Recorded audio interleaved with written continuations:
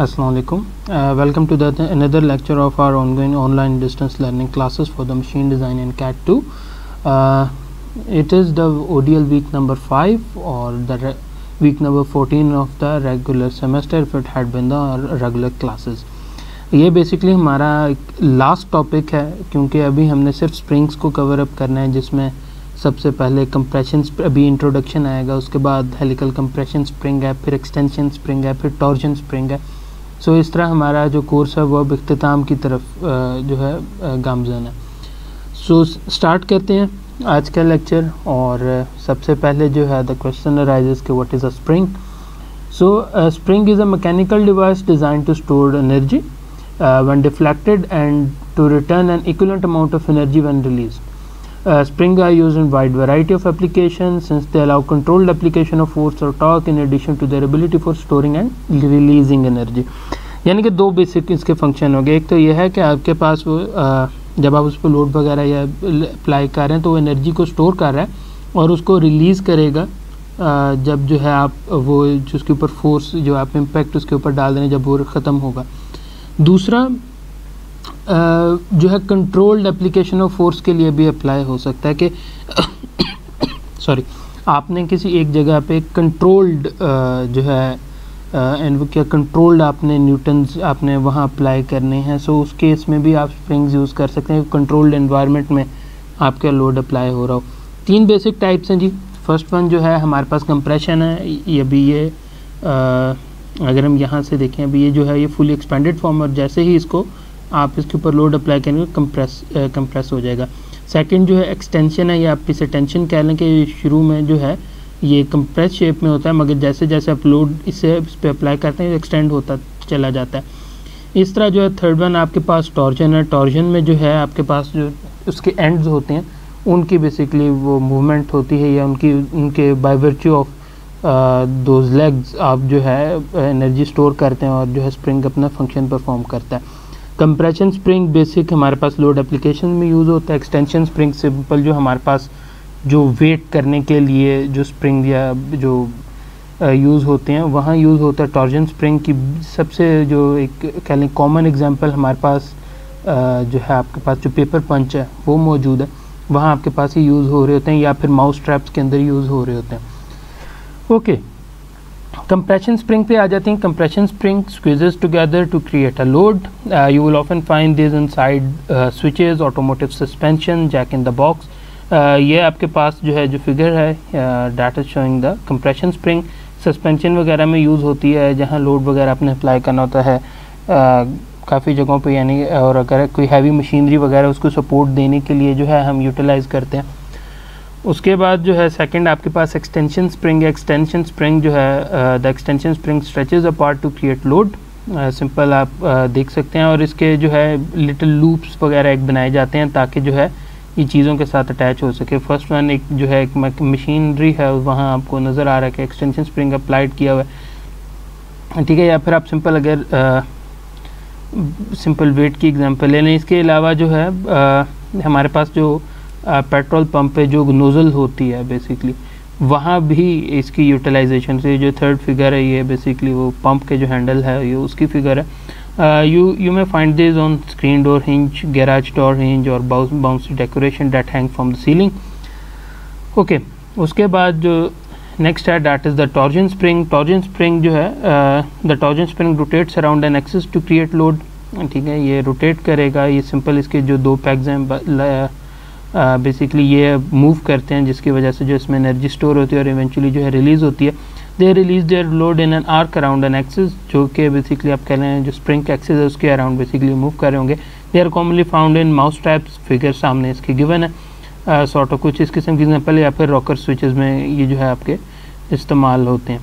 उसके बाद जो है they are good for things that rotate less than 360 degrees, क्योंकि इसकी कन्फाइंड मूवमेंट है. अगर आप माउस ट्रैप या ये सेकंड फिगर को भी देखें तो ये मैक्सिमम जो है ये from point A to B let's say angle 120-130 degree है लेट्स से, या फिर ये 130 तो खैर ये नहीं है सेकंड फिगर में, ये मुश्किल से लेस दैन 90 ही ये बनता है. सो 75 कह लें 70 कह लें. सो बेसिकली यही इसकी मूवमेंट है, लिमिटेड है. ओके, उसके बाद जो है हम आ जाते हैं फॉर्मली आपने लेक्चर पे जो सबसे पहली चीज़ जो कि आप लोग बैक फ्रॉम 7th 8 आप लोग पढ़ के आ रहे हो कि आपके पास स्प्रिंग रेट क्या है, ठीक है। F = Kx एक सिंपल फार्मूला था जो कि आप लोगों ने जो है कह लें कि फ्रॉम हायर सेकेंडरी से आप लोग जो है ये पढ़ के आ रहे हैं। So regardless of the spring configuration it will possess a spring rate K defined as the slope of force deflection curve, ठीक है। फोर्स और जो आप कह लें जो उसके साथ साथ रिस्पेक्टिव डिफ्लेक्शन, उसको अगर ग्राफ पे प्लॉट किया जाए तो बेसिकली वो स्लोप जो है या वो कर्व जो है वो हर इंस्टेंट पे जो है वो K के इक्वल होगी। और सिंपल ये फार्मूला से आपको नज़र भी आ रहा है K = F/y। दो तरह की जी कन्फिग्रेशन है। फर्स्ट वन जो है, अगर हमारे पास ये फर्स्ट कन्फिग्रेशन है और हमारे पास ये तमाम जो तीनों के तीनों स्प्रिंग्स हैं ये आपके पास सीरीज़ में लगे हुए हैं, ठीक है, दिस वन। सो अगर सीरीज़ में अगर जो है आपके पास ये दीज आर इन पैरेलल, ठीक है। अगर ये पैरेलल में होंगे सो आपके पास जो है ये स्प्रिंग रेट इस तरह से फाइंड आउट हो रहा होगा। और अगर आपके पास जो स्प्रिंग्स हैं वो अगर सीरीज़ में हैं सो उसके लिए जो स्प्रिंग रेट का फार्मूला है वो कुछ ऐसे होगा। तो ये दोनों में फ़र्क है। ओके जी, आगे चलते हैं। उसके बाद स्प्रिंग्स की कन्फिग्रेशन की बात कर लेते हैं। डिफरेंट कन्फिग्रेशंस हैं और हर एक कन्फिग्रेशन का आप कह लें कि डिफरेंट पर्पसेस हैं। जो आपको फर्स्ट लाइन में नज़र आ रही हैं वो सारी जो हैं बेसिकली आपके पास हेलिकल कंप्रेशन स्प्रिंग है। सिंपल आप उनको पुश करते हैं और एनर्जी स्टोर करते हैं, जब आप वो लोड से हटाएंगे वो एनर्जी रिलीज़ कर देंगे।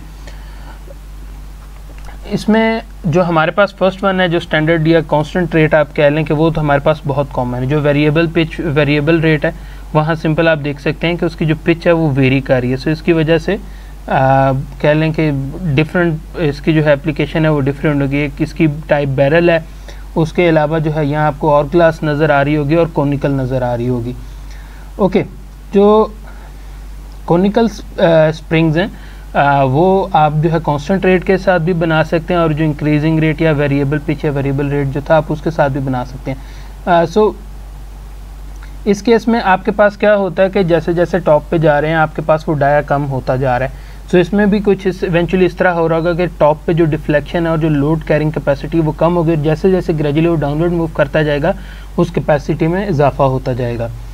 ओके, और जो आपके पास ये बैरल है या फिर और क्लास स्प्रिंग्स जो हैं they are used to change the natural frequency of the spring, ठीक है।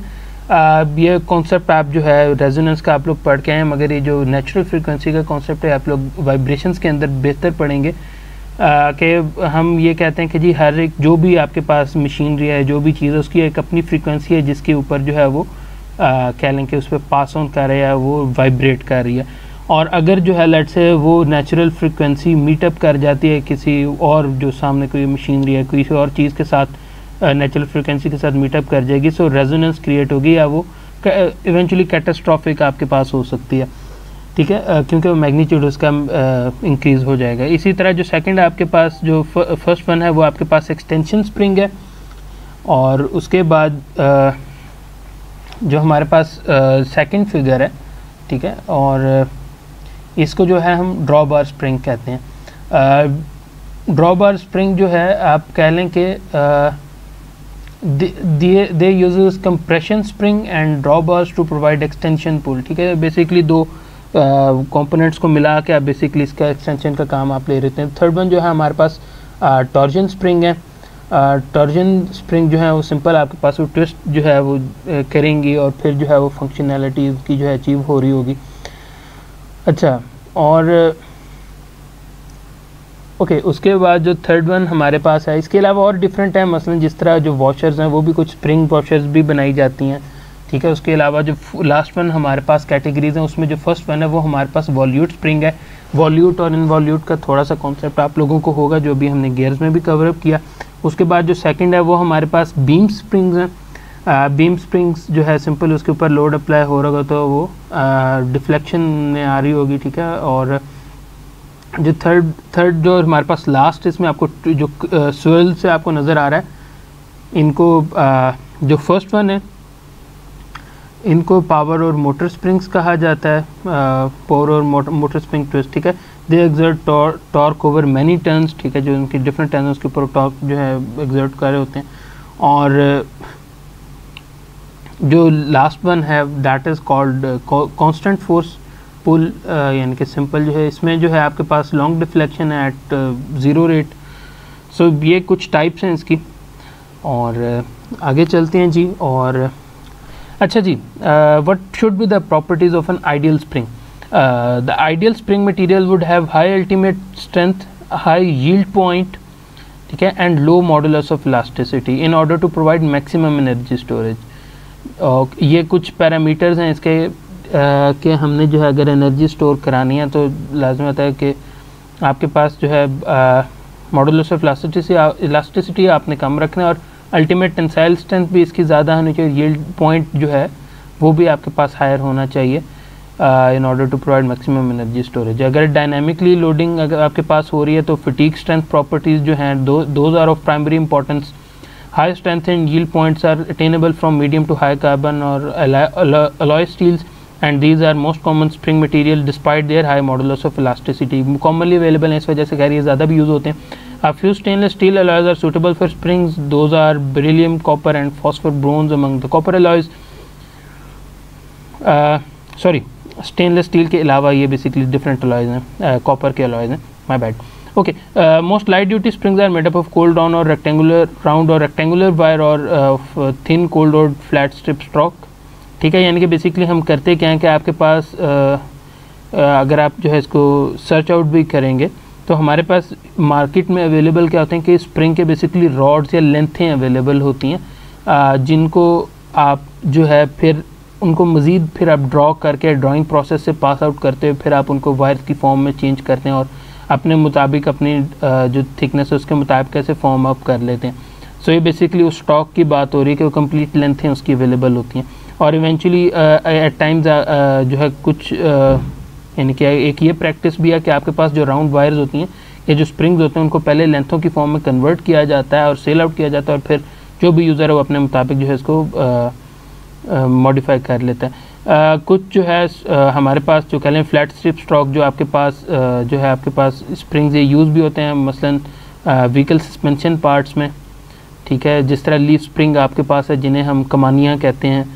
So they are typically made from hot rolled or forged forms. Okay, ये तो थोड़ा सा हमने डिस्कस कर लिया मटेरियल्स के बारे में। उसके बाद अब हम वायर के ऊपर आ जाते हैं। जो अभी ये सारा आपको डेटा गिवन है that is for the round wire, ठीक है। Round wire is the by far the most common spring material.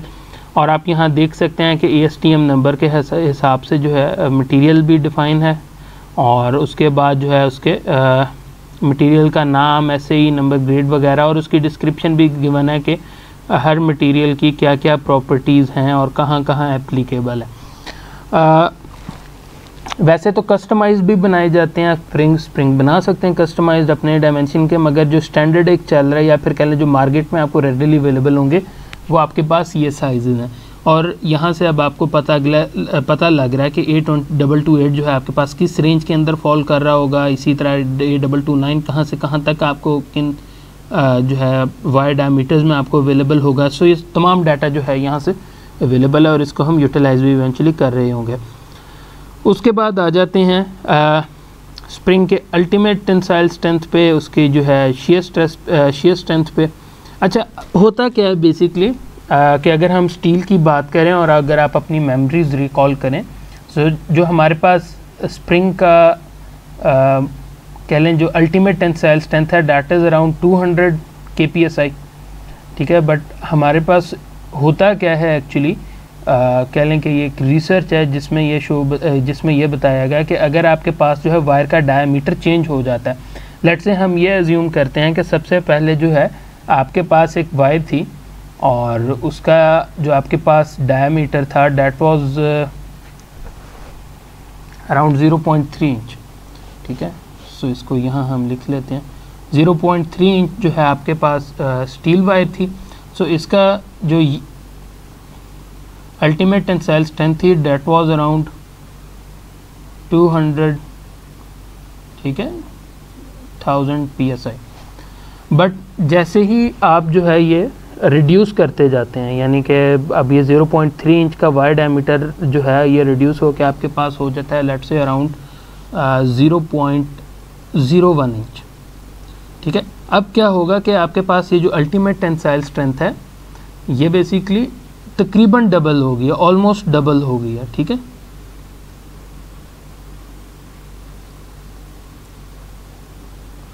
सो इस वजह से हम जो नॉर्मल हमारे पास डेटा है हम उस पर रिलाई नहीं कर सकते।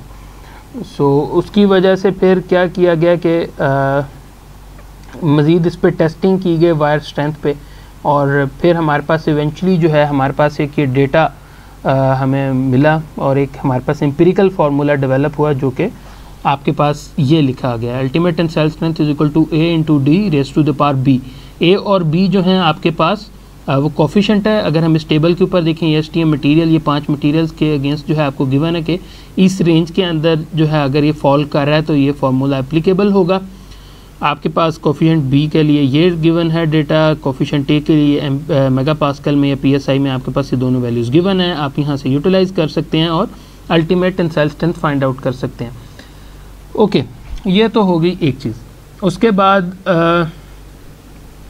अब हमारे पास जो है अगर हमने अब एस्टिमेट लगाना है कि आपके पास शेयर स्ट्रेंथ क्या होगी। ठीक है, अगर वॉन माइसिस वगैरह डिफरेंट क्राइटेरिया देखें तो वो 0.5 समथिंग इस तरह का जो है एक नंबर एक हमारे पास आता है।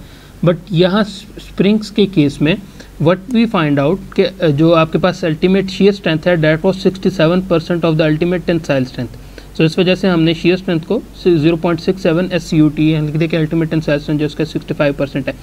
जो आपके पास ये दो आपके पास चार्ट्स हैं, ठीक है, एक आपके पास यहाँ क्या लिखे, ये आपके पास वायर डायमीटर जो है वायर डायमीटर है, उसके बाद ये अल्टीमेट टेंसाइल स्ट्रेंथ है। इसके अगेंस्ट डिफरेंट मटेरियल के अगेंस्ट आप देख सकते हैं कि जो है बार इसकी चल रही, जैसे जैसे वायर डायमीटर चेंज करेगा ये ग्राफ भी या उसकी कह लें जो अल्टीमेट टेंसाइल स्ट्रेंथ है इवेंचुअली उसकी अल्टीमेट जो शेयर स्ट्रेंथ है वो दोनों वैल्यूज़ चेंज हो रही होंगी।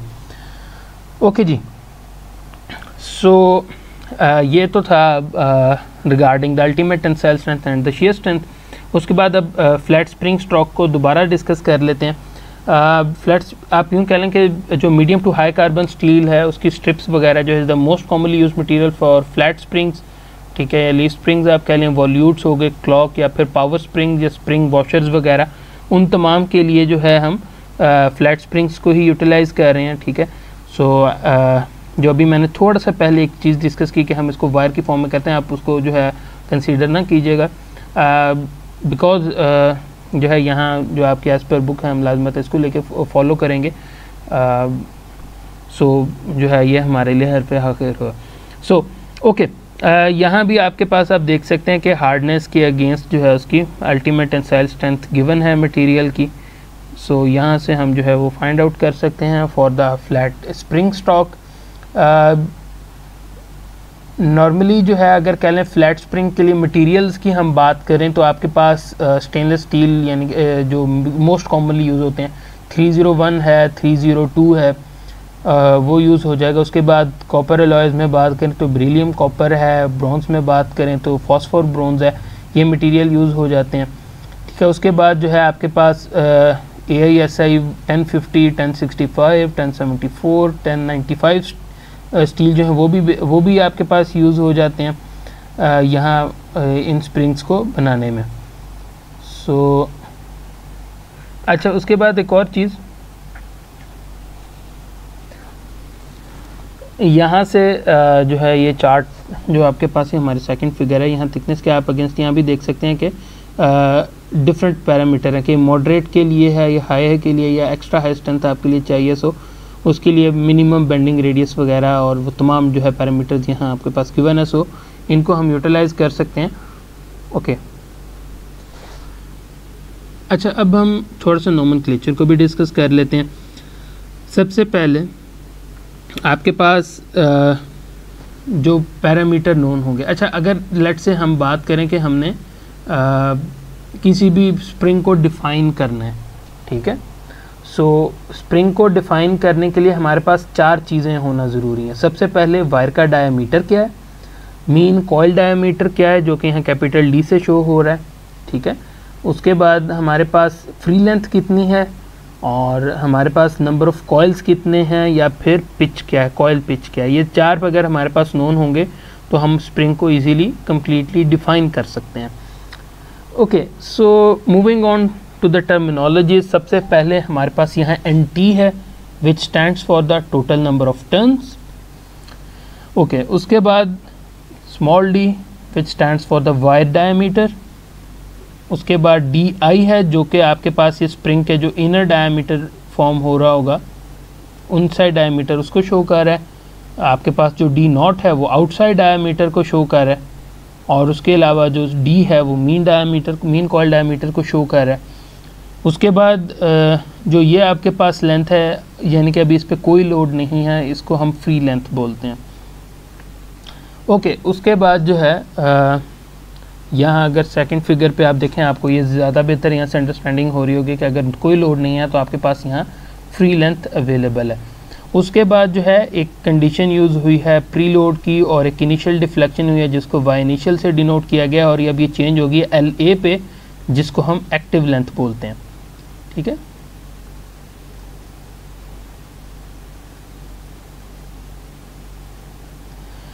अच्छा, प्री लोडिंग का कॉन्सेप्ट आप यूँ समझ लें कि इनके दो मैं सिनेरियोज आपके साथ डिस्कस करूँगा। फर्स्ट सिनेरियो आप कुछ ऐसे ले लें कि आपने जो है लेट से कहीं तराजू वगैरह में स्प्रिंग लगाया, तो लाजमत जो प्लेट वगैरह रखी उसका अपना भी वेट होगा, तो वो इनिशियली वेट जो है आप उसके ऊपर आ गए, उसकी वजह से एक डिफ्लेक्शन है, तो वो एक इनिशियल एक लोड आ गया, इनिशियल डिफ्लेक्शन होगी स्प्रिंग में, वो आप प्री लोडिंग कंडीशन आप ले लेते हैं। या आपके पास अगर मैं सस्पेंशन की बात करूं तो आपके पास क्या होता है कि springs are defined by their ability, यानी कि कितना जो है वो पावर अब्जॉर्ब कर सकते हैं, और कितनी जो है वो यानी कि कितनी वो पावर यानी कि अब्जॉर्ब करके आगे रिलीज़ कर सकते हैं, ट्रांसमिट कर सकते हैं। सो लेट से आपके पास एक मटेरियल है, ठीक है, और ये जो फोर्स का पैरामीटर होता है ये होता है कि आपने बाय 1 इंच यानी कि 1 इंच डिफ्लेक्शन में हमने कितनी फोर्स लगानी पड़ रही है। लेट से एक पैरामीटर, एक हमारे पास स्प्रिंग है जिसको आप 400 पाउंड लगाते हैं तो वो 1 इंच डिफ्लेक्शन करता है। ओके, मगर अब इशू आपके पास ये आ जाता है कि आप जो है स्प्रिंग के अगर फोर्सेस वगैरह चेंज करते हैं आप लेट से हम ये अज्यूम करते हैं कि जो मुझे फोर्स चाहिए या जो इवेंचुअली मैंने फोर्स मूव करानी है डैट इज़ 500 LB। अब इशू ये है कि अगर मैं अप्रोप्रिएट स्प्रिंग लेता हूँ 500 LB के लिए, तो उसका जो स्प्रिंग का लाजमत जो कॉइल डायमीटर है वो पैरामीटर्स चेंज हो रहे होंगे, और लेट से आपके पास इतनी जगह भी नहीं है। ठीक है, सो इस केस में अब आप क्या करेंगे? सो इस केस में हम क्या करेंगे कि हम ये जो स्प्रिंग है जो हमारे पास ये 400 पाउंड वाला है, थोड़ा सा डिफ़िकल्ट हो सकता है कॉन्सेप्ट, बट थोड़ा सा समझने की कोशिश कीजिएगा। हम क्या करते हैं कि इस पर 100 पाउंड एक ऑलरेडी एक इसको लोडिंग में डाल देते हैं, यानी कि 100 पाउंड को ऑलरेडी इसके ऊपर लोड डाल देते हैं, जिसकी वजह से क्या होगा, जो डिफ्लेक्शन है वो 1/4 इंच हो रही होगी। सो जब ये एनर्जी रिलीज़ करेगा, या फिर कह लें कि जब ये एनर्जी अपनी ट्रांसमिट करने की कोशिश करेगा, तो ये स्प्रिंग 400 + 100 यानी कि टोटल आपके पास 500 पाउंड्स ही ट्रांसमिट कर रहा होगा आगे। सो ये बेसिकली कॉन्सेप्ट है प्री लोडिंग का। ठीक है, सो यहाँ प्री लोडिंग को जो है आप कह लें कि हम एक तरह से इग्नोर कर रहे हैं।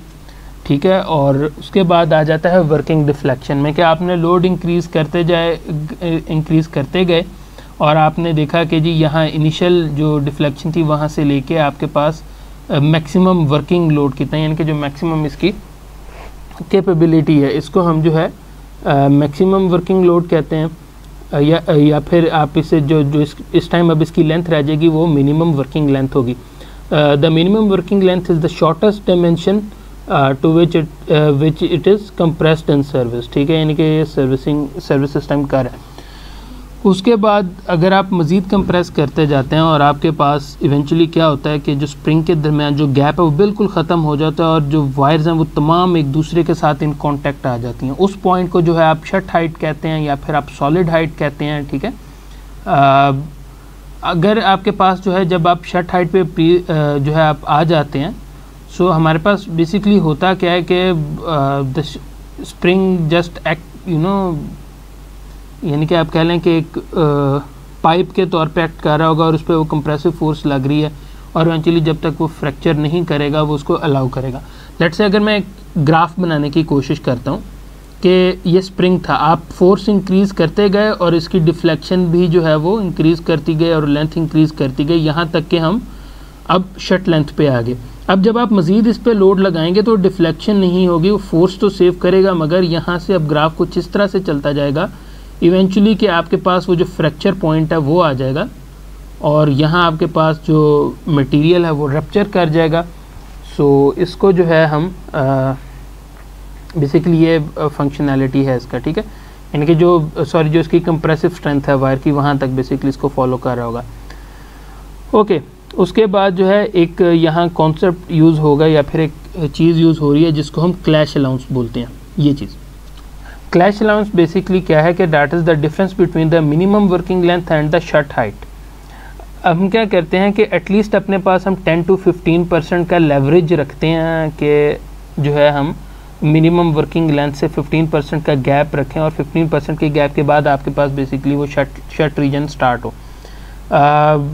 That is used basically to avoid reaching the shut height in service without of tolerance spring या फिर एक्सेसिव डिफ्लेक्शन वगैरह उसमें ना आ रही हो, ठीक है, कि एक बार वो शट लेंथ पे आ गए हो तो फिर सिंपली आपके पास जो है वर्कआउट कर रहा होगा, यानी कि स्प्रिंग वाली कोई इसमें प्रॉपर्टी रहेगी नहीं, वो तो सिंपल एक बार कह लें कि आपके पास एक्ट कर रहा होगा as a pipe sort of act कर रहा होगा, ठीक है। सो इस वजह से जो है दैट इज़ नेसेसरी कि जो है इसके दरमियान डिस्टेंस रहे। ओके, उसके बाद 4 टाइप्स हैं जी हमारे पास कंप्रेशन स्प्रिंग की। फर्स्ट वन हमारे पास प्लेन एंड्स है, उसके बाद प्लेन ग्राउंड एंड्स है, उसके बाद स्केयर्ड एंड्स है और स्केयर ग्राउंड एंड्स हैं।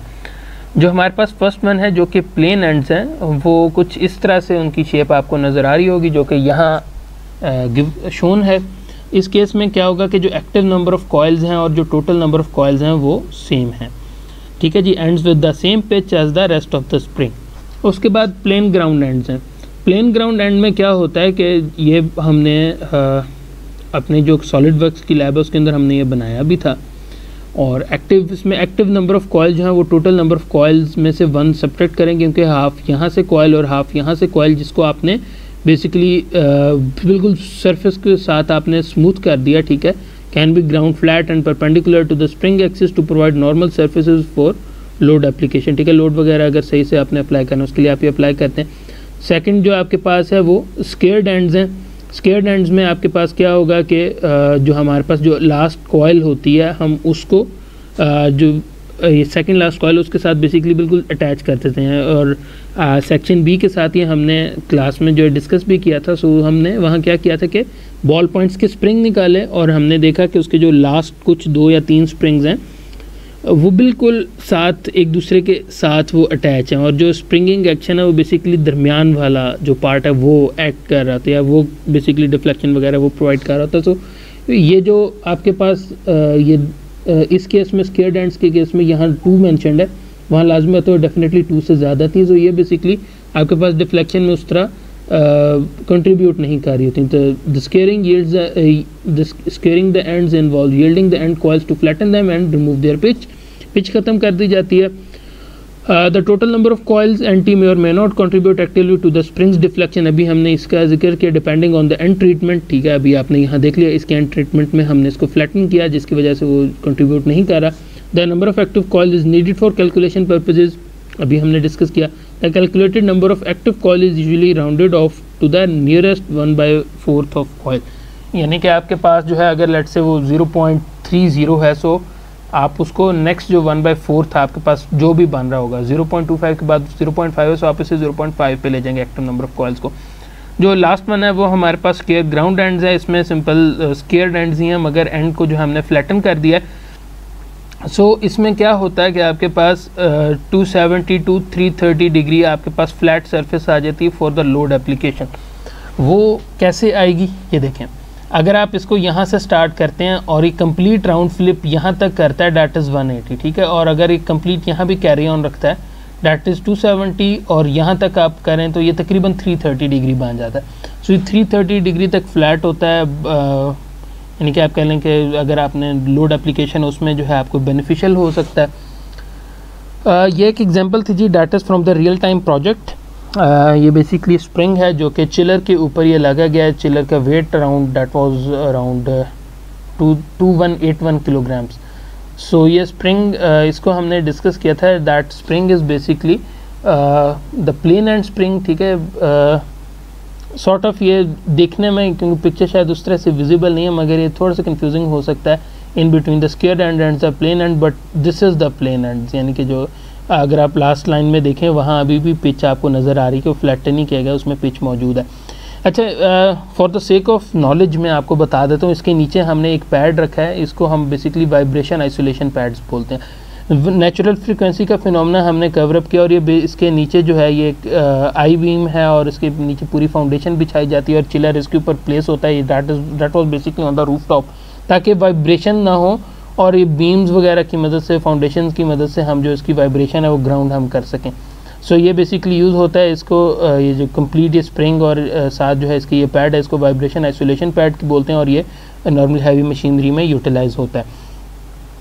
ओके, उसके बाद हम आ जाएंगे एक्चुअली, यानी कि हम कह लें कि कंप्रेशन स्प्रिंग्स पे आ जाते हैं, और इसका जो एक्चुअल जो हमारे पास डेटा है, ये कह लें फॉर्मूलेशन है, हम उनको डिस्कस कर लेते हैं। सबसे पहले जी एक मेन पैरामीटर यूज़ होगा, that would be the spring index, that which is denoted by capital D over small D. Capital D जो कि हमने पहले देखा है, that was the mean coil diameter, जो कि आपको यहाँ से ये शो हो रहा होगा, ये बेसिकली d/2 यहाँ शो किया हुआ है, इसको डबल कर दें, डी हो जाएगा। और आपके पास जो स्मॉल डी है, that is the wire diameter. जो स्प्रिंग इंडेक्स की जो रिकमेंडेड वैल्यूज़ हैं, दैट वेरी फ्रॉम 4 to 12। इसी तरह एक और जी चीज़ डिस्कस कर लेते हैं। जो हमारे पास यहाँ फिगर है, ये बिल्कुल इसका कट पार्ट लिया गया है। यहाँ आपको ये शो कराया जा रहा है कि अगर आप स्प्रिंग के ऊपर आप एक फोर्स लगा रहे हैं, तो force basically compressive force act करी है एक तरह से, अलॉन्ग द एक्सिस एक्ट करी, तो एक एक्सियल लोड जो है बेसिकली अप्लाई हो रहा है। बट एक्सियल लोड अप्लाई होने के साथ साथ आपके पास हो क्या रहा है कि स्प्रिंग वायर जो है दैट इज़ इन टॉर्जन, वहाँ टॉर्जन भी क्रिएट हो रही है, जो कि basically the axial force is trying to twist the wire about its axis. So इस वजह से हमने टॉर्जन का इसको भी कंसिडर करना है। और अगर आपने जो है हेलिकल कंप्रेशन स्प्रिंग को अगर हम देखें, तो एक तरह से ये एक टॉर्जन बार हम इसको कह सकते हैं, that is which is wrapped into helical form with which packages बेहतर हैं, एक बेहतर पैकेजेस में जो पैकेजिंग में जो है आपके पास एक ये टॉर्जन बार है। सो अच्छा, अब अगर हमने इसके जो है डिफ्लेक्शन फाइंड आउट करना हो, तो उसके लिए हमारे पास ये रिलेशन होगी जो कि यहाँ गिवन है।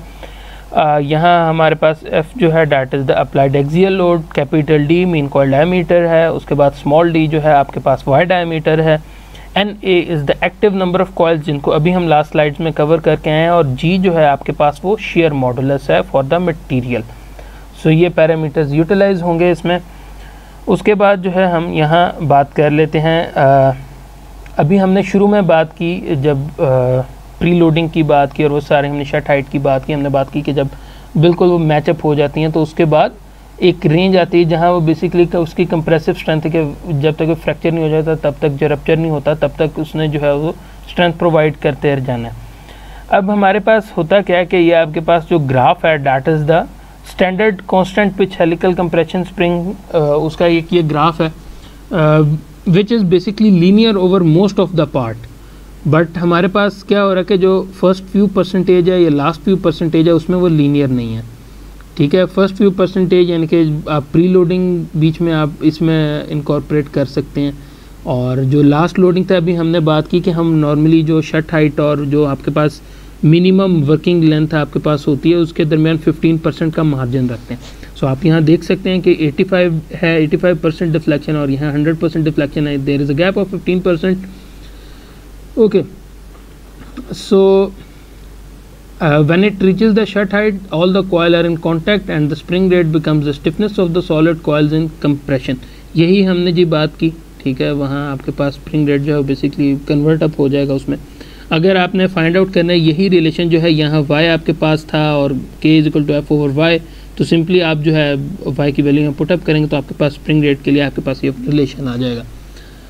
ओके, सो ये हमारे पास बेसिक रिलेशन आपके पास आ गया इन केस ऑफ द आप कह लें कि सिंपल एक स्टैंडर्ड हेलिकल कंप्रेशन स्प्रिंग के लिए।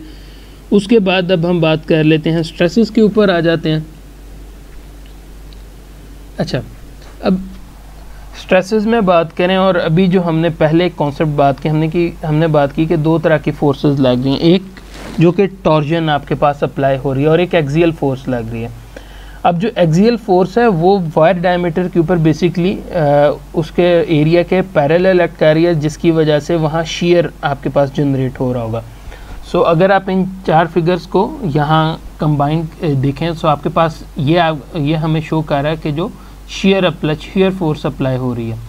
उसके बाद ये आपके पास टॉर्जनल शेयर स्ट्रेस है, क्योंकि टॉर्जन था उसकी वजह से जो आपके पास शेयर स्ट्रेस जनरेट हो रही है, that is torsional shear stress, वो आपके पास यहाँ आ जाती है। ठीक है, और उसके बाद जो है ये आप कह लें कि डायरेक्ट एजेस के ऊपर आप बात कर लें। ठीक है, कि एक तरह से combined direct and share torsion stress जो है वो कुछ इस तरह से मैग्नीट्यूड इसका बनेगा। ठीक है, और एज बिल्कुल इनसाइड एज जो है वहाँ आपके पास स्ट्रेस कंसंट्रेशन जो है कुछ इस तरह से आपके पास फॉर्म होगी, क्योंकि वहाँ फोर्स का action is something like that it is trying to twist it along its axis. So इस वजह से बिल्कुल एज के ऊपर आप यहाँ देख सकते हैं कि इस पॉइंट पर यहाँ आपके पास वो फोर्स मैक्सिमम एक तरह से वो मैग्नीट्यूड इंक्रीज होगा, क्योंकि that is tending to just twist it. So अब जो है डिस्कस कर लेते हैं इसको। The free body diagram shows that there will be two components of stresses on any cross section of area. First one are torsional shear stress from the torque T। ठीक है जी, हमने ये इसको डिस्कस कर लिया। And a direct shear stress due to the force F, इसको भी हमने डिस्कस कर लिया। ठीक है जी, the maximum shear stress tau max occurs at the inner fibre of the wire's cross section, वो हमने ये लास्ट फिगर में भी देख लिया। अगर आपने इसको फाइंड आउट करना है, आपके पास यहाँ जो सिंपल जो फर्स्ट वन है due to torsion stress that would be equal to TR/J, और जो आपके पास सेकंड फोर्स है उसकी वजह से जो shear स्ट्रेस जनरेट हो that would be simply F/A। Simple ये रिलेशन है, इसको हम यूज़ करेंगे तो आपके पास ये रिलेशन आ जाएगा। अब आपने इस रिलेशन में क्या करना है कि जो आप स्प्रिंग इंडेक्स हम पढ़ के हैं कि C is equal to capital D over small d, इस वैल्यू को जब आप इस इक्वेशन के अंदर जब आप पुट करते हैं और इनको आप मज़ीद सिंप्लीफाई करेंगे तो हमारे पास जो रिलेशन है वो कुछ इस फॉर्म में आ जाएगा, और आपके पास हम इसको मज़ीद सिंप्लीफाई करके कुछ इस फॉर्म में लिख सकते हैं।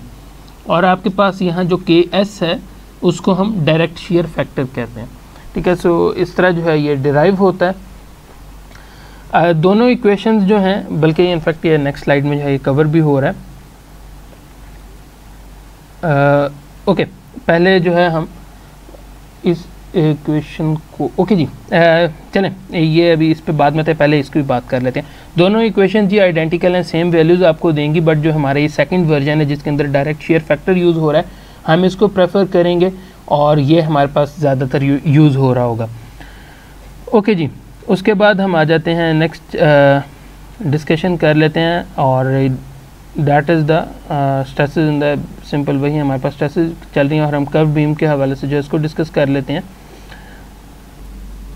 अच्छा, अब इशू क्या है हमारे पास कि अगर तो आपके पास ये वायर होती, सिंपली स्ट्रेट वायर होती, ठीक है, और इस पर सिंपल आपके पास फोर्सेस लग रही होती, डायरेक्ट शेयर फोर्स था और वो टॉर्क था, जिस तरह अभी हमने यहाँ डिस्कस भी किया और ये सामने आपके इमेज भी शोन है।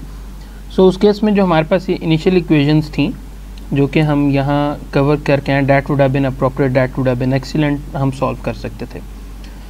बट हमारे पास अब इशू क्या आ रहा है कि इशू हमारे पास ये आ रहा है कि हमारे पास जो वायर्स हैं those are turn in the form of a coil.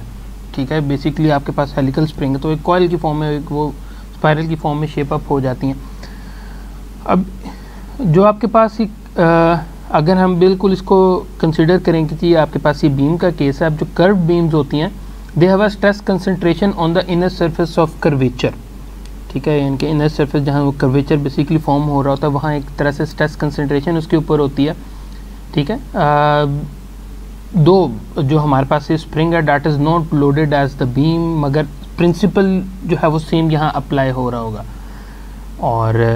और हम यहाँ ये बात करेंगे कि there is a higher stress at the inner surface of the coil. ठीक है, यहाँ वॉल ने जो है WHL वॉल ने जो है इसको डिटरमिन किया था और इस पर वर्किंग आउट की थी, और उसने जो है ही actually determined the stress concentration factor for round wire and defined a factor KW which includes both direct shear effects and the stress concentration due to curvature.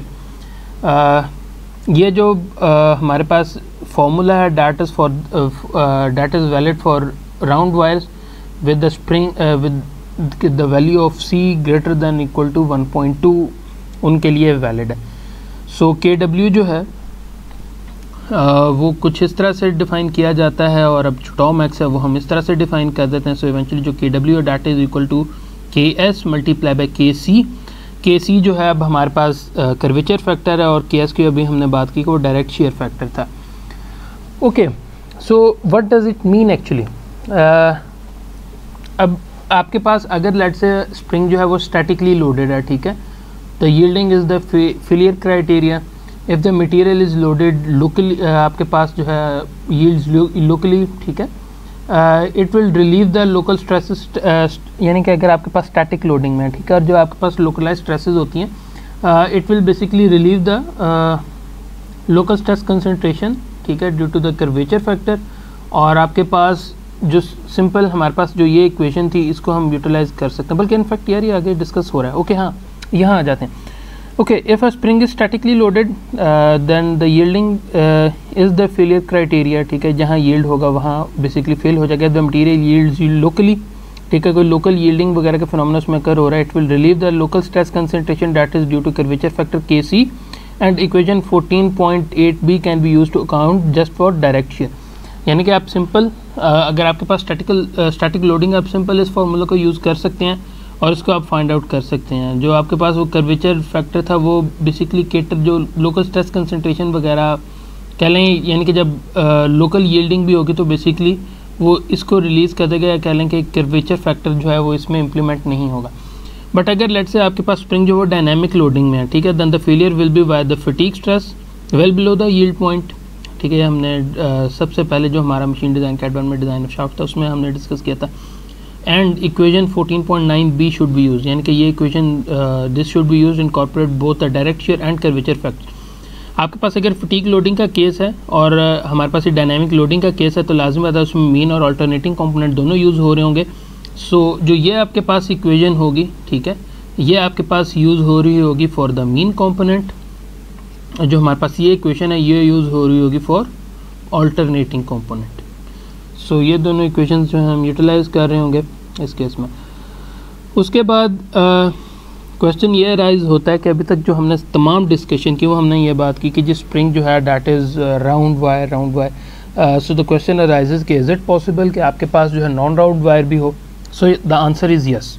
Square और रेक्टेंगुलर वायर जो है that is sometime used when more load capacity is needed than can be obtained with the round wire in a limited space. आपके पास होता क्या है कि हमारे पास जो स्क्वायर आप कह लें या फिर आपके पास जो रेक्टेंगुलर क्रॉस सेक्शन है उसका क्रॉस सेक्शनल एरिया कह लें in the limited confined space, उसका जो क्रॉस सेक्शनल एरिया वो कवर कर रहा है वो आपके पास ज़्यादा है. सो जिसकी वजह से यानी कि आप सिंपल अगर ये देखें कि आपके पास एक ये सर्कल है, ठीक है, और आपके पास ये रेक्टेंगल कवर इसको कवर अप कर रहा है. सो आप यहाँ से देख सकते हैं कि इसके समवट ये कुछ एजेस हैं. ये एरिया जो है जो कि राउंड वायर में एम्प्टी जा रहा है. आपके पास जो एक रेक्टेंगल या फिर स्क्वायर आपके पास क्रॉस सेक्शन होगा वो बेसिकली उन एरियाज़ को भी कवर कर रहा है. सो इवेंचुअली ज़्यादा लोड बर्दाश्त कर सकते हैं आपके पास ये स्क्वायर या फिर रेक्टेंगुलर क्रॉस सेक्शन, और हम उन पॉइंट्स पे फॉर द लिमिटेड स्पेस हम उनको यूटिलाइज भी करते हैं. ठीक है, इट विल हैव हायर. सिर्फ इशू क्या होगा क्योंकि एजेस वगैरह राउंड वो कॉर्नर्स शार्प कॉर्नर्स आएंगे जिसकी वजह से those will have a higher stress concentration factor. Wahl factor यहाँ अप्लाई नहीं होगा. ठीक है, ओके जी. उसके बाद जो है हमारे पास जो एक और अच्छा इसमें दो आपको जब भी आप लिटरेचर पढ़ेंगे दो इसमें चीज़ें डिस्कस हो रही होंगी कि या तो जो क्रॉस सेक्शन है आपके पास नॉन राउंड वायर के लिए आप क्रॉस सेक्शन आप यूज़ करें either that would be bound on edge, यानी कि आपके पास जो एज है यानी कि ये है यहाँ से बेसिकली वो वाइंडिंग आपके पास स्प्रिंग की स्टार्ट हो रही है, यानी कि ये क्रॉस सेक्शन आपको विजिबल है यहाँ से स्टार्ट हो रही है, यानी कि from this line and this line. या फिर जो है आपको कहा जाएगा कि वाउंड ऑन फ्लैट है, यानी कि वो ये लेंथ है और ये लेंथ है। अब यानी कि जब क्रॉस सेक्शन होगा तो वो बेसिकली यहाँ से कुछ इस तरह से वो स्प्रिंग आपके पास चल रहा होगा। ओके, यहाँ जो इसके आप कह लें टी इसकी थिकनेस है, बी आप ब्रेड्थ कह लें या हाइट कह लें इसको, ठीक है। और स्ट्रेस कंसंट्रेशन, अब जो वाउंड ऑन एज के केस में आपके पास एट इनसाइड एज, यानी कि जो ये वाला पॉइंट है ये इनसाइड एज कहलाएगा। इस पॉइंट पर स्ट्रेस कंसंट्रेशन होगी मैक्सिमम। और इसी तरह जो हमारे पास सेकंड केस है,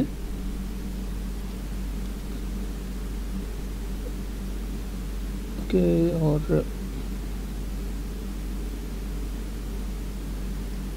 जो हमारे पास सेकंड केस है वो हमारे पास है वाउंड ऑन फ्लैट। वहाँ जो स्ट्रेस कंसंट्रेशन मैक्सिमम होगी that would be with in section length, यानी कि ये चीज़, ये जो हाइट या लेंथ ये चीज़। सो यहाँ स्ट्रेस कंसंट्रेशन मैक्सिमम होगी।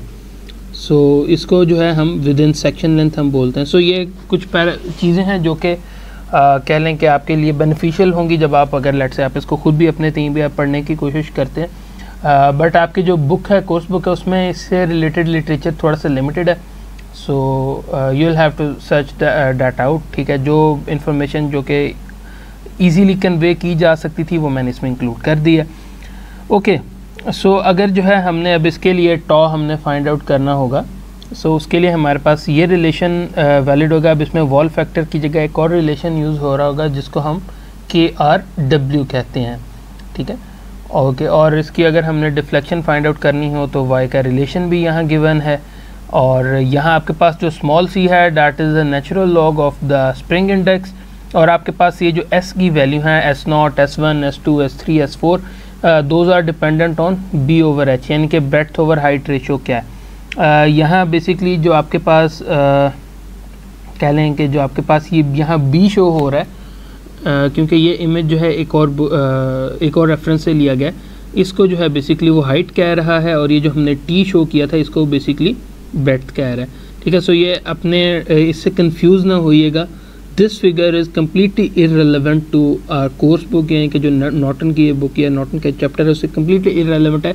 Just for the sake of concept उसके रेशो के अगेंस्ट आप यहाँ से देख सकते हैं कि ये रेशो कुछ देखें, स्टार्ट में 1/20, 1/10 है, यहाँ जाके वो चेंज होगी है 4/1, 6/1, 8/1, यानी कि कुछ केसेस में जो है वो वाउंड ऑन एज है, कुछ केसेस में वो वाउंड ऑन फ्लैट है।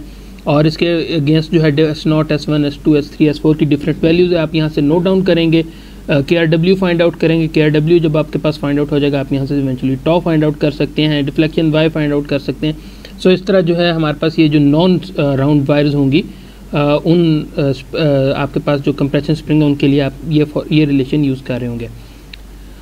ओके, इसी तरह जो है यहाँ अगर आपने स्प्रिंग इंडेक्स फाइंड आउट करना है तो उसके लिए जो है आपके पास यहाँ एक डिफरेंट रिलेशन है। और यहाँ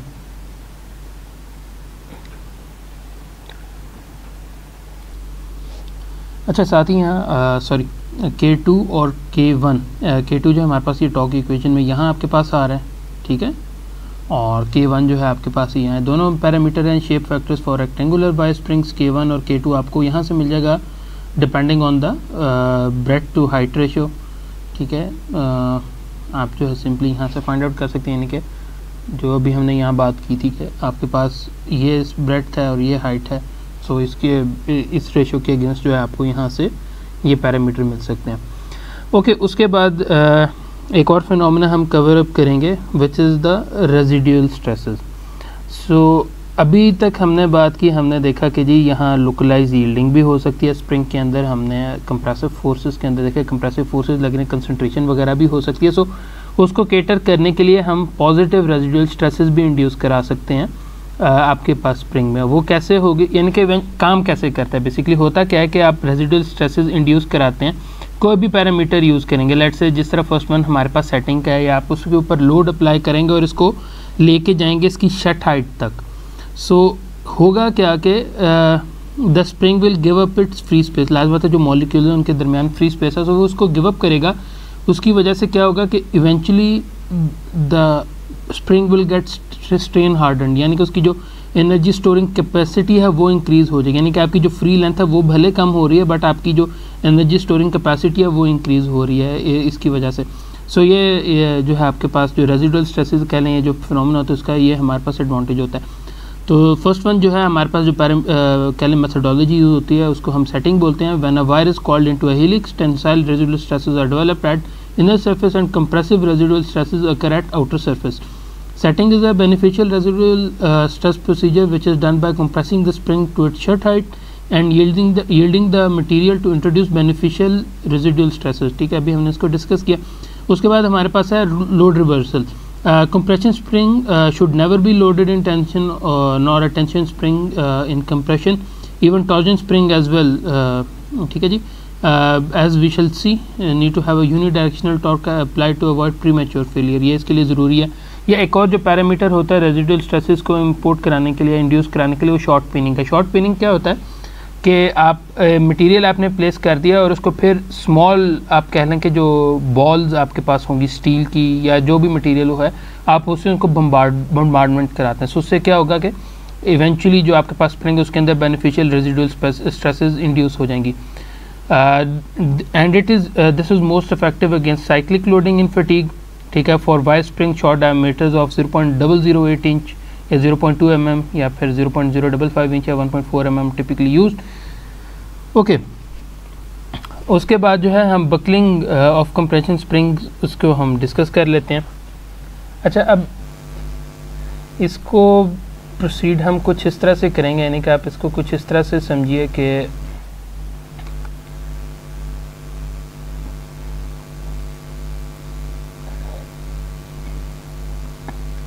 ओके, सो कह लें कि हमारे पास जो कंप्रेशन स्प्रिंग है, ठीक है, that is loaded as a column. ठीक है, ये कॉलम की फॉर्म में आपने जो है इसको किया हुआ है और जो है अगर कॉलम की फॉर्म में आपने इसको या फिर कह लें इवेंचुअली आपने रखा हुआ है और इसके ऊपर लोड लगेगा तो इसमें बकलिंग अकर हो सकती है अगर आपके पास जो डायमीटर या फिर कह लें कि जो स्प्रिंग है डैट इज़ टू सिलेंडर या फिर टू थिन। अगर बहुत थिन है तो वो बकल कर सकता है अलॉन्ग इट्स एक्सिस। जिस तरह आपको यहाँ फिक्स एंड में आपको हल्का सा एक आइडिया हो गया कि जो है इस तरह जो है वो जो फर्स्ट फिगर है वहाँ आपको नज़र आ रहा होगा वो सॉर्ट ऑफ एक बकल हो रहा है। सो अगर हमने जो है बकलिंग से अगर जो है इसको अवॉइड करना है सो उसके लिए जो हम यूज़ करते हैं that is called the slenderness factor. जो है slenderness factor is created as the aspect ratio of free length to mean coil diameter. ठीक है, यानी कि LF डिवाइडेड बाई D। अगर ये फैक्टर जो है ग्रेटर दैन 4 होगा so the spring might buckle. So okay, और इसके अलावा जो एक और जो पैरामीटर इंपॉर्टेंट है that is the end constraint of the spring affect is tendency to buckle. अगर तो एक एंड फ्री है, ठीक है, यानी कि जो फर्स्ट वन है the spring will buckle with a smaller aspect ratio. ठीक है, यानी कि स्मॉलर एंगल पे वो बकल हो रहा होगा। ठीक है, और with then if it is held against parallel plates, अगर दो पैरेलल प्लेट्स के अगेंस्ट होगा तो लाजम तो बकल निस्बतन थोड़ा सा ज़्यादा होगा। ठीक है, मसलन अगर आप यार यहाँ से इसको दोबारा देखो, अगर ये जो इमेज हमने यहाँ डिस्कस किया था अगर आप इसको दोबारा यहाँ से विजुलाइज करो तो बेसिकली दो पैरेलल प्लेट्स के अगेंस्ट ही है। सो यहाँ अगर जो बहुत सिलेंडर होगा तो ये बकल जो है हायर एस्पेक्ट रेशो से करेगा। ठीक है, एस्पेक्ट रेशो सिंपल आपके पास जो है मोबाइल स्क्रीन में भी आपके पास होता है। ठीक है, या हमारे पास स्क्रीन की रेशो जिस तरह 16:9, 4:3 एक्सेट्रा, यानी कि लेंथ टू विड्थ रेशो। सो यहाँ भी आप हाइट के साथ देख सकते हैं कितनी डिफ्लेक्शन लॉन्ग एक एक्सिस में हो रही होगी with respect to the other axis. So that would be the aspect ratio. Okay, यहाँ जो हमारे पास ग्राफ है यहाँ आप देख सकते हैं जी स्लेंडरनेस रेशो या फिर ratio of free length to the mean diameter, वो रेशो गिवन है against the ratio of deflection against the free length. यानी कि ये दो हमारे पास रेशोज है, इसके अगेंस्ट जब हम प्लॉट करते हैं सो आपके पास ये दो ग्राफ्स बेसिकली आ रहे हैं। अगर तो इस ग्राफ से जो है वो राइट हैंड साइड पे होगा, यानी कि अगर नॉन पैरेलल लेंस, यानी कि अगर इस तरह का केस है, या जो अभी हमने चिलर वाली एग्जांपल देखी जिसमें वो फिक्स पैरेलल लेंस वो बनता है, अगर वो केस है सो दोनों के केस में हमारे पास ये ग्राफ गिवन है। अगर तो इस जो कर्व है इससे अगर वो आपके पास जो भी वैल्यू ये आ रही है अगर तो वो लेफ़्ट साइड पे कहीं लाई कर रही है, यानी कि इस ग्राफ से लेफ़्ट साइड पे, तो इसका मतलब है कि for the parallel lens that is unstable, और अगर वो इस रीजन के अंदर फॉल कर रही है सो दैट इज़ स्टेबल। और इसी तरह नॉन पैरेलल लेंस के लिए अगर इस लाइन के अक्रॉस अगर टुवर्ड्स द लेफ्ट अगर इस रेंज में लाई कर रही है तो वो आपके पास यहाँ जो है कह लें कि स्टेबल है, अगर यहाँ है तो अनस्टेबल है, क्योंकि हमने बात की थी कि हमारे पास ये जो रेशो अगर ये ग्रेटर दैन 4 होगी सो द स्प्रिंग में बकल, जो कि हमने यहाँ डिस्कस भी किया था। ठीक है, ओके, उसके अलावा जो सिंपल जो the graph shows the plot of two lines that depict the stability of the two end constraint cases, ठीक है। Spring with aspect ratio deflection ratio combination to the left of these line are stable against buckling, इसको हमने discuss कर लिया था। So next हमने अब search को डिस्कस करना है, और सर्च को डिस्कस करने से पहले रिलेटिव एक छोटा सा कॉन्सेप्ट है, पहले उसको हम डिस्कस कर लेते हैं। नेचुरल फ्रीक्वेंसी का देखें, आपके पास कोई भी बॉडी है जो कि जिसे आप डिस्टर्ब करते हैं, सो उसमें वाइब्रेशन इंड्यूस होती हैं। लेट्स से आपके पास एक गिटार की वायर है, गिटार की वायर को आपने प्लग किया, या आपके पास एक स्प्रिंग है और आपने एक साइड पे उसे लेके गए, जाके आपने रिलीज़ कर दिया, सो उसकी वजह से उसमें वाइब्रेशंस इंड्यूस होंगे। वो वाइब्रेशन जो फार्मूला है, या फिर कह लें those are dependent on the spring constant, ठीक है, उसमें इलास्टिसिटी वगैरह कितनी है और उसका मास कितना है, इन दो फैक्टर्स पे वो डिपेंडेंट होती है। और अगर लेट्स से आपके पास कोई भी ऐसी बॉडी हो जिसमें मास है और इलास्टिसिटी भी है, सो उसकी वन और मोर नेचुरल फ्रीक्वेंसीज भी हो सकती हैं, यानी कि आप कह लें कि डिफरेंट मोड्स उसमें हों, डिफरेंट मोड्स ऑफ वाइब्रेशन इसमें होंगे, ओके। और ये नेचुरल फ्रीक्वेंसी होती है जब इसमें आप कोई डैम्पिंग फोर्स है, कोई एक्सटर्नल फोर्स उस तरह से आप नहीं लगा रहे थे जो कि let's say continuous in nature है और उसके ऊपर वर्क कर रही है, so that is the natural frequency. So होता क्या है कि जब आप लेट्स से कोई एक्सटर्नल फोर्स इसके ऊपर लगाते हैं, लेट्स से हमारे पास ये स्प्रिंग है और चूंकि हम कंप्रेशन स्प्रिंग की बात कर रहे हैं, सो लेट्स से आप इसके ऊपर फोर्स लगाते हैं। अब वो फोर्स लगाने की वजह से लाजमी बात है, अब एक तो थी नेचुरल फ्रीक्वेंसी, अब ये लाजमी बात है आपने फ्रीक्वेंसी आपने इंड्यूस कराई। अब अगर तो वो फ्रीक्वेंसी, वो नेचुरल फ्रीक्वेंसी आपके जो हमारे पास स्प्रिंग है उसकी नेचुरल फ्रीक्वेंसी के साथ मीटअप कर जाए, यानी फिर उसके नज़दीक पहुंच जाए, सो क्या होगा कि दोनों की फ्रीक्वेंसी सेम होगी, रेजोनेट कर रहे हैं, जिसकी वजह से रेजोनेंस का फिनोमेना आकर होगा और एक continuous compressive load through out the spring जो है पास कर रहा होगा। सो जो कि यहाँ जिसको जिक्र इस इन सेंस इस तरह किया गया कि if allowed to go into resonance the wave of longitudinal vibrations are basically called surging cause the coils to impact one another, so that is the surging, that is the surge। जो हमारे पास vibrations होती हैं वो आपके पास दो directions में हमारे पास जो है रोटेट कर सकती हैं, ठीक है। एक जो है वो लेटरल मूवमेंट भी हो सकती है, ठीक है, और सेकंड जो है हमारे पास लॉन्गिट्यूडनल मूवमेंट भी हो सकती है। लेटरल आपके पास बेसिकली होती है फ्रॉम साइड टू साइड, ठीक है, और लॉन्गिट्यूडनल जो है अलोंग द टॉप। सो ये हमारे पास जो है दो फोर्सेस होती हैं। सो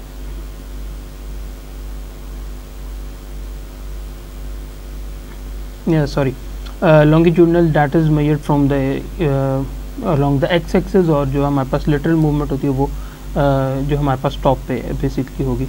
सो ये हमारे पास दो तरह की मूवमेंट हो सकती हैं जी, और इसको हम कैसे ओवरकम कर सकते हैं? To avoid this condition the spring should not be cycled at a frequency close to its natural frequency, ठीक है, अभी हमने डिस्कस किया है फिनोमेना।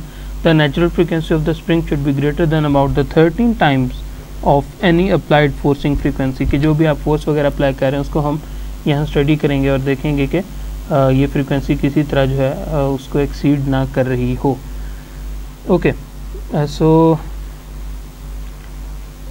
आई थिंक यहाँ ही पहले डिस्कस कर लेते हैं। यहाँ जो डिफरेंट पैरामीटर यूज़ हो रहे हैं इसके अंदर जो WA है that is the weight of springs active coils, G जो है वो ग्रेविटेशनल एक्सेलरेशन है, उसके अलावा ओमेगा N जो है उसे एंगुलर फ्रीक्वेंसी कह देते हैं, या नेचुरल फ्रीक्वेंसी को हम ओमेगा N से भी रिप्लेस कह लें कि रिप्रेजेंट कर देते हैं, या फिर आप उसे एफ ऑफ एन या फिर लीनियर फ्रीक्वेंसी आप उसे भी आप रिप्रेजेंट कर सकते हैं नेचुरल फ्रीक्वेंसी को।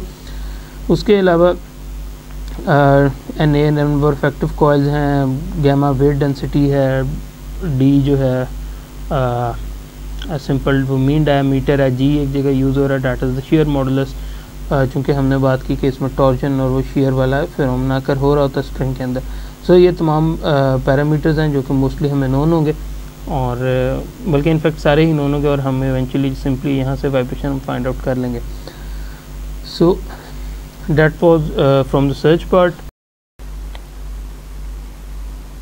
नेक्स्ट हमने डिस्कस करना है जो अलाउएबल स्ट्रेंथ्स हैं फॉर द कंप्रेशन स्प्रिंग्स. और जब कंप्रेशन स्प्रिंग्स की हमने बात की थी तो हमने नोट किया था कि कंप्रेशन स्प्रिंग्स के ऊपर एक तो ट्विस्ट फोर्स भी लग रही है, शेयर फोर्स भी लग रही है. सो ट्विस्ट की वजह से लाजमी होता है टॉर्जन जनरेट होगा.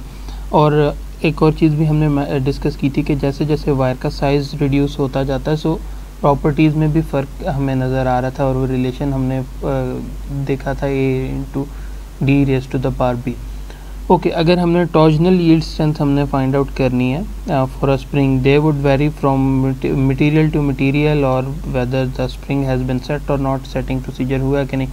अगर तो स्टैटिक लोडिंग है सो जो है हम यहाँ लिख सकते हैं कि जो अल्टीमेट टेंसाइल स्ट्रेंथ है उसका कुछ ये पार्ट हो गया, परसेंटेज होगी.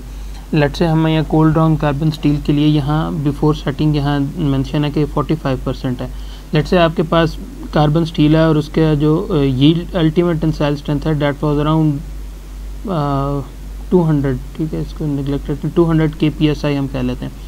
सो ये बेसिकली आपके पास S/S या फिर टॉर्जनल यील्ड स्ट्रेंथ हमारे पास सिंपली क्या होगी कि आप इसे 0.45 से मल्टीप्लाई कर देंगे 200 को, और जो आंसर आएगा that would be the yield strength. इसी तरह हमारे पास फटीग स्ट्रेंथ का भी ये फिनोमेना है. जो फटीग स्ट्रेंथ है लाजमत ये हम डिस्कस कर रहे हैं कि हमारे पास जो हाई नंबर ऑफ साइकिल्स हैं उसके ऊपर आपके पास स्प्रिंग, अगर लेट से आप कुछ इस किस्म की एप्लीकेशन है,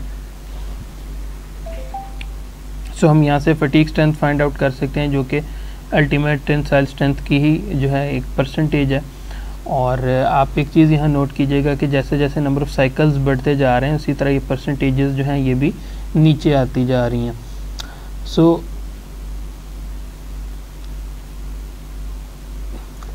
यहाँ से जो खैर आपके पास ये मैक्सिमम टॉर्जनल फटीग स्ट्रेंथ है SFW, that is for the round for the wire. इनके वायर की ये प्रॉपर्टी है. ठीक है, और इसको हम आगे यूटिलाइज़ करेंगे.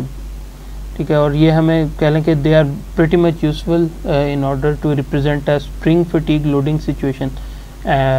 और जो ये डाटा है that is generated from the experimental data, not some theoretical base. So इस वजह से इसकी क्रेडिबिलिटी निस्बतन थोड़ी सी ज़्यादा भी है. उसके बाद हमारे पास है टॉर्जनल एंड्योरेंस लिमिट. अब चूँकि हमारे पास स्टील्स वगैरह हैं और कार्बन के मटेरियल हैं, सो इसमें लाजमी होता है कि एंड्योरेंस लिमिट का फिनोमेना अगर होगा.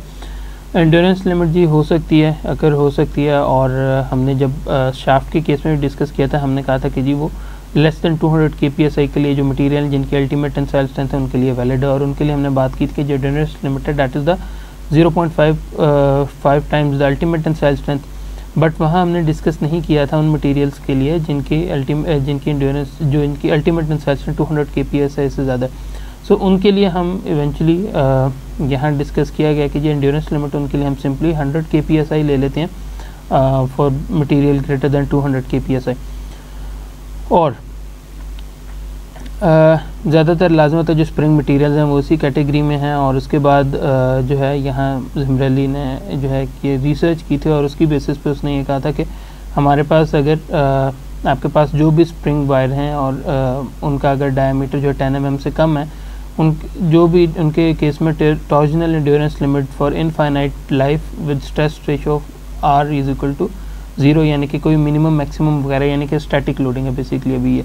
सो उस केस में जो है हमारे पास यहाँ फॉर अनपिंड स्प्रिंग्स उसमें 45 kPSI, अगर पिंड स्प्रिंग है उनके लिए 67.5 kPSI. सो हमारे पास ये डायरेक्ट नंबर है और इसको हम यूटिलाइज़ कर सकते हैं. ओके, अच्छा, यही फिनोमेना समवट जो है हमारे पास जब ये फुली रिवर्स लोडिंग होगी उसमें भी यही चीज़ यूज़ हो रहा होगा. ठीक है, सो अभी फिल वक्त जो है अब हम इसे अभी स्टैटिक लोडिंग के लिए ही डिस्कस कर रहे हैं. अच्छा, उसके बाद एक इंटरेस्टिंग फिनोमेना है, कह लें कि एक इंटरेस्टिंग से टॉपिक है, that is the essence diagram, जो कि हमारे लिए आज का जो हमारा लेक्चर है उसके लिए लास्ट होगा.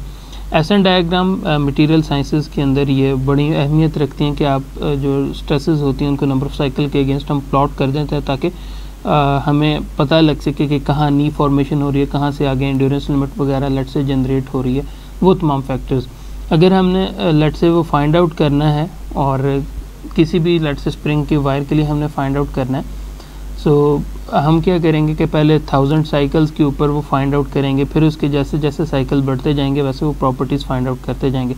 जो अगर लेट से हमारे पास रेक्टेंगुलर वायर है उसके लिए पैरामीटर्स देखें आपको यहाँ गिवन है। अल्टीमेट जो हमारे पास टेंसाइल स्ट्रेंथ है उसका रिलेशन ये गिवन है, उसके बाद जो अल्टीमेट शियर स्ट्रेंथ है उसका ये रिलेशन गिवन है, ठीक है। और उसके बाद जो है आपके पास यहाँ ऐसा थर्ड फैक्टर आपके पास यहाँ गिवन है which is basically the torsional strength SMS, ठीक है, यानी कि SMS एट 1000 साइकिल्स, वो अल्टीमेट शेयर स्ट्रेंथ का 90% है, या फिर जो ये 0.67 है इसको आप 0.9 से मल्टीप्लाई करेंगे तो वो आपके पास 0.6 बच जाएगा। सो इस तरह ये रिलेशन बेसिकली डिराइव हुआ कि हमने इस इक्वेशन में बेसिकली जो ये रिलेशन है इसको हमने यहाँ लेके गए और फिर यहाँ जो है हमारे पास इवेंचुअली ये रिज़ल्ट आ गया। ओके, सो हम क्या करेंगे कि इसको एक्चुअली हम ड्रॉ करके देख लेते हैं, ठीक है। सो सबसे पहले जो है अगर हम मूव करते हैं और हमने ड्रॉ तीन वायर साइजेस के लिए ड्रॉ करेंगे। फर्स्ट वन जो है हमारे पास कह लें कि एक हमारे पास 0.042 इंच है, एक हमारे पास 0.250 इंच है, और जो फर्स्ट वन है दैट इज़ 0.010 इंच। जो 0.25 ये लिखा गया दैट इज़ बेसिकली 0.010 इंच। सो इन तीनों पे हमने फाइंड आउट करना है। अब इसको हम उस तरह डिटेल में सॉल्व नहीं करेंगे क्योंकि एक सिर्फ कॉन्सेप्ट ही है।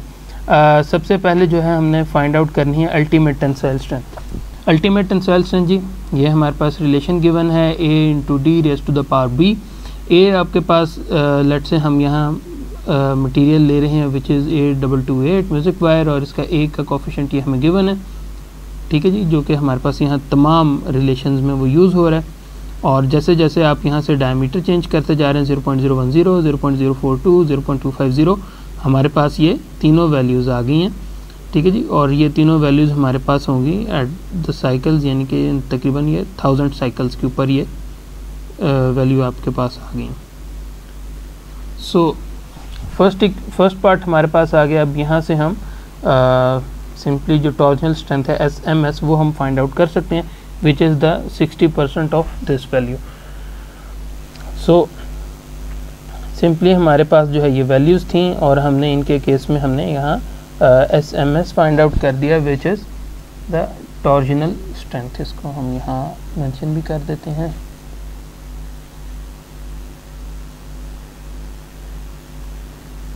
Torsional strength. ओके जी, जब हमने ये फाइंड आउट कर लिया है उसके बाद हम नेक्स्ट स्टेप पे आ जाएंगे और हमने यहाँ से जिस तरह ये डिस्कस किया गया 10⁵, 6, 7 वगैरह साइकिल्स के ऊपर क्या चीज़ें अगर हो रही होंगी अब हमने उनको रिलेट करना है। सो उसके बाद जी ये रिलेशन, ये टेबल जो कि हमने फटीग स्ट्रेंथ के केस में हमने देखा था वो टेबल यहाँ यूटिलाइज हो रहा है। और यहाँ अब क्या होगा कि जो लेट से आपके पास 10⁵ साइकिल्स पे, ठीक है, ये हमारे पास, और अगर ये अनपीन्ड है सो दैट इज़ 36%, यानी कि 0.36 multiply by ultimate tensile strength, या भी 0.010 के केस में हम फाइंड आउट करें, ठीक है जी। सो आपने देखा यहाँ 0.36 से मल्टीप्लाई किया तो हमारे पास ये 14486 आया। इसी तरह 10⁶ साइकिल्स पे अगर हमने फाइंड आउट करना फॉर 0.010 साइकिल्स के लिए 0.33 जो कि यहाँ है। इसी तरह 10⁷ साइकिल्स के लिए 0.30 जो कि यहाँ आपको देखने को मिल रहा है। सो ये जो कैलकुलेशंस की गई है data for the D is equal to 0.010, इसी तरह जो आप कैलकुलेशंस करेंगे खुद वो आपके पास 0.042 इंच के लिए बिल्कुल इसी तरह कैरी आउट होंगी, और D is equal to 0.250 inch के लिए बिल्कुल इसी तरह ही कैरी आउट होंगी। अब इसके बाद हमारा सिंपली लास्ट स्टेप है 10⁵ या 1000 साइकिल्स पे हमने SMS फाइंड आउट किया था, वो हम यहाँ रिलेट कर देते हैं।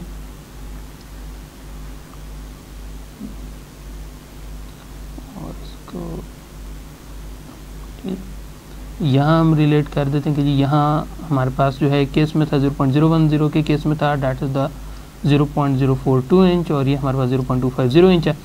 सो 10⁻³ साइकिल्स हमने फाइंड आउट किया, उसके बाद हमने 10⁻⁵ साइकिल्स पे फाइंड आउट किया, 10⁻⁶ साइकिल्स पे फाइंड आउट किया, 10⁻⁷ साइकिल पे फाइंड आउट किया। सो सिंपली आपने इन तीनों पॉइंट्स को ज्वाइन कर देना और इस पॉइंट को यहाँ तक ज्वाइन कर देना। सो जब आप ज्वाइन करेंगे आप देखेंगे कि यहाँ नी फॉर्मेशन हो रही है, या फिर 10⁻⁵ साइकिल से या फिर लो साइकिल से जो है आपके पास यहाँ ड्यूरेंस लिमिट जो है आपको फिनोमेना ही अगर होता हुआ आपको नज़र आएगा for the wire. So that is basically the ascent diagram. और यहाँ जो है हमारा इवेंचुअली टॉपिक ख़त्म हो जाता है, जो आज हमने जितना कवर करना था। जो नेक्स्ट वीक अब हम करेंगे वो कंप्रेशन स्प्रिंग के हम डिज़ाइन को देखेंगे। सबसे पहले हम स्टैटिक के केस में डिज़ाइन करेंगे, उसके बाद फिर हम डायनामिक लोडिंग के केस में डिज़ाइन करेंगे। So in fact before moving I think बल्कि इनफैक्ट ये हम नेक्स्ट वीक में ही जो है हम ये कवर अप कर लेंगे। डिज़ाइन से रिलेटेड चीज़ें हैं और उसके बाद जो है कुछ चीज़ें हैं जो हमने step by step find out करना है, उसको यहाँ कवर किया गया और फिर उसके बाद प्रॉब्लम है। सो इंशाल्लाह जी सी यू नेक्स्ट वीक, और हम इस चीज़ को नेक्स्ट वीक में कवर अप करेंगे। यहाँ तक जो है अगर इस केस में आपको कोई कन्फ्यूजन है, इस केस में you are free to ask, आप प्लीज़ ये पूछिए, इंक्वायर कीजिए, और जो है इसको हम कोशिश करेंगे कि ये कन्फ्यूजन यहाँ इस हफ्ते तक और तमाम कॉन्सेप्ट जो है रिगार्डिंग स्प्रिंग वो हम सारे सिंगल पेज पे हों ताकि नेक्स्ट वीक से हमारे लिए आसानी हो। Thank you very much.